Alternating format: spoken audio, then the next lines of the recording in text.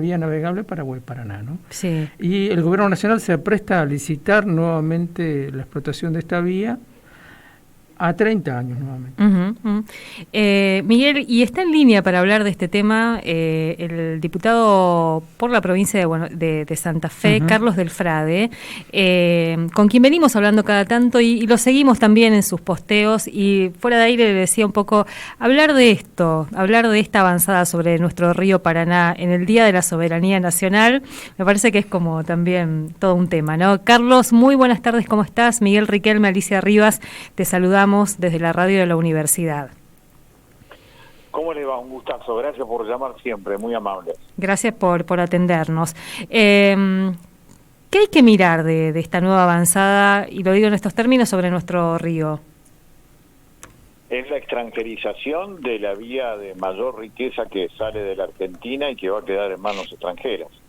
A mí me parece que esto va a confirmar el empobrecimiento de muchísima gente en cualquier lugar del país, tenga o no relación directa con el Paraná, porque lo que dice en este nuevo pliego de licitación para la vía troncal del Paraná, como bien decían ustedes, no es solamente que va a ser a 30 años, sino que se retira definitivamente el Estado, que es el Estado Nacional, que vendría a ser la representación legal del pueblo argentino, se retira definitivamente de lo que pasa en el Paraná y le entrega todo a las multinacionales, no solamente lo que se va a privatizar, que es el dragado, balizamiento y peaje del río Paraná, sino todo lo que tiene que ver con la planificación, qué es lo que se exporta, qué es lo que se importa, que ya en definitiva fue lo que había comenzado a realizar el gobierno de Fernández cuando el 30 de noviembre del 2023 firmó un memorándum de entendimiento con el Comando Sur del Ejército Norteamericano para la planificación justamente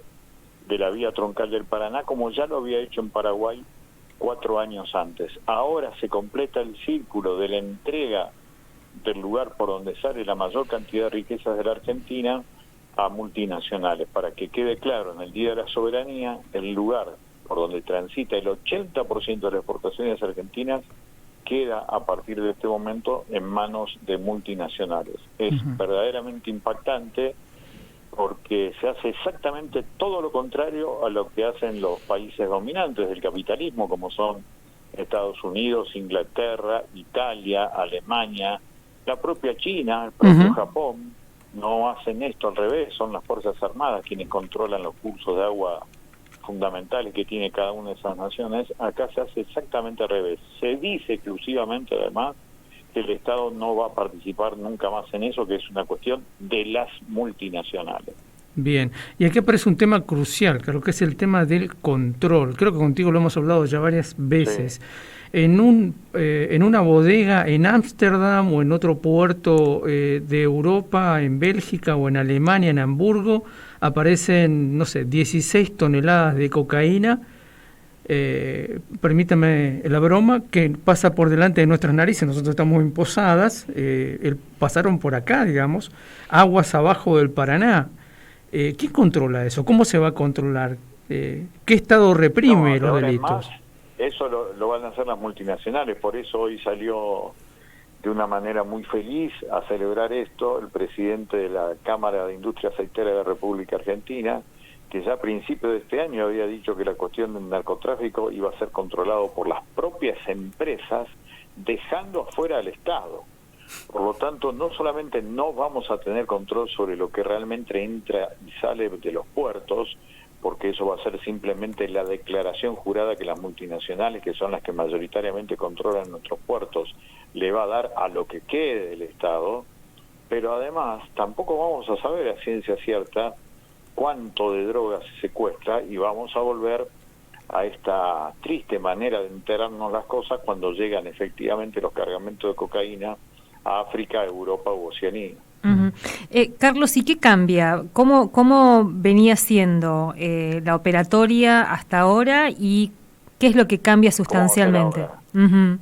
Lo que venía haciendo hasta ahora, en aquel intento tímido que después termina con ese memorándum de entendimiento de Fernández con el Comando Sur de Estados Unidos, Fernández, cuando se había llegado al punto de los 25 años de la concesión a la Jan de Null, se queda solamente con el cobro del peaje se lo había otorgado a la Administración General de Puertos. Era solamente eso, la planificación, el dragado, el balizamiento, lo que sacan y lo que entran los puertos siempre fueron decisiones multinacionales.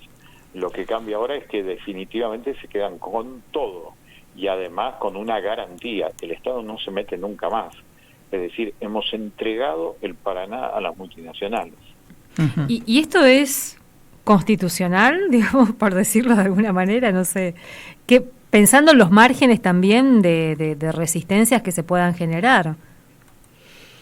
Acá tiene mucho que ver lo que han dicho los gobernadores, porque ayer el secretario de gabinete, el jefe de gabinete, el señor Francos, dijo que esto era con acuerdo de los gobernadores. A mí me llama muchísimo la atención que los gobernadores de las 6 provincias por donde pasa el Paraná hayan entregado a cambio de nada, por otra parte, el río Paraná de esta manera a las multinacionales.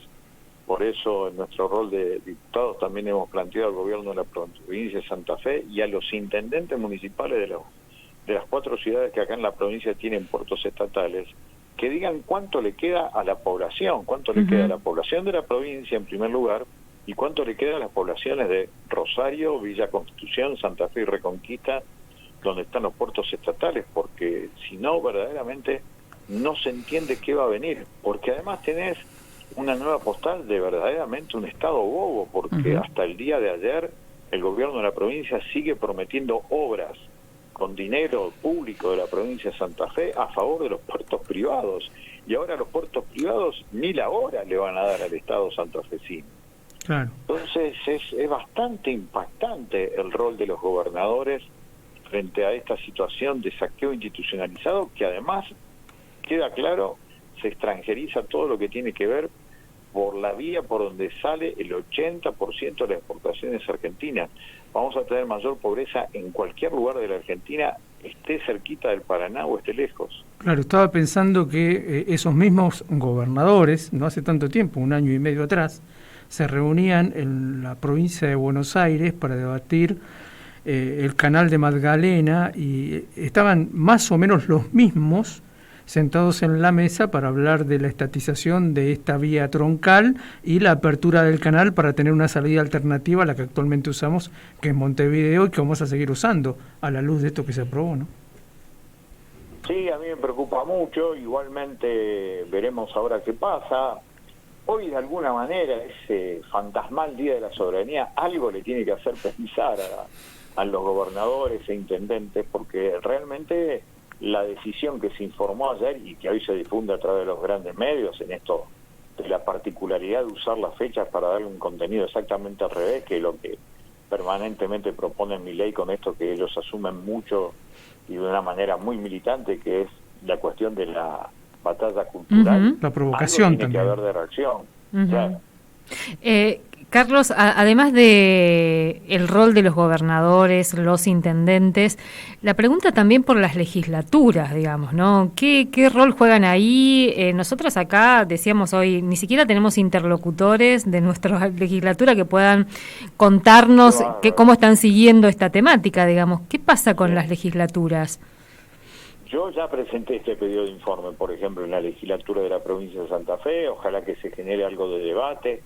Estamos llegando al fin del periodo ordinario, pero necesariamente hay que discutirlo. Para colmo se empiezan a discutir, como en el Congreso de la Nación se discute el presupuesto 2025, también en las legislaturas provinciales se discuten 2 cosas, que es por un lado el presupuesto, pero también la ley tributaria, y todo tiene relación con el gobierno nacional, porque aprueban el régimen de incentivo para las grandes inversiones, una ley tributaria que de nuevo descarga el peso como mochila pesada en las espaldas de la clase media y los sectores populares, y siguen exentos de pagar impuestos justamente quienes van a ser absolutamente favorecidos, que son las multinacionales. Así que me parece que tiene que haber algún tipo de repercusión. Nosotros vamos a intentar pelear como siempre, adentro y afuera, porque esta pelea hay que llevarla especialmente a la cabeza de la gente. Yo siempre digo que la soberanía tiene que empezar hoy, más que nunca en la Argentina, con la soberanía de la cabeza, pensar con la cabeza propia. Eso ya por sí sería un proceso emancipatorio extraordinario. Insisto con lo de los legisladores, ¿Hay contacto con legisladores de la región, por lo menos de las provincias que van a ser afectados directamente por esta medida? ¿Hay posibilidades? ¿Hay contactos? Ojalá. No, contactos directos no, contactos personales tampoco. Ojalá sí que a partir de esta comprobación de un saqueo fenomenal, algunos que querramos pelear nos podamos juntar, porque yo estoy casi convencido que en todos los lugares hay gente que quiere pelear, hay que juntarse.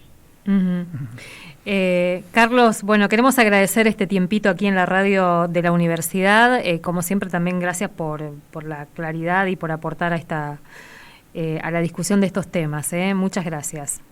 Gracias a ustedes, hasta cualquier momento. Hasta luego. Hasta luego. Carlos del Frade, diputado de la provincia de Santa Fe, de la legislatura de Santa Fe. Sí. Mientras hablaba con él me imaginaba, ¿a qué legislador podríamos conectarlo acá en la provincia para que pudieran problematizar un tema tan complejo como esto? Primero, hay un tema que no quiero aliviarle la vida a ningún diputado, que no se entienda eso, pero es un hecho. Misiones utilizó durante muchísimos años, mucho el río Paraná.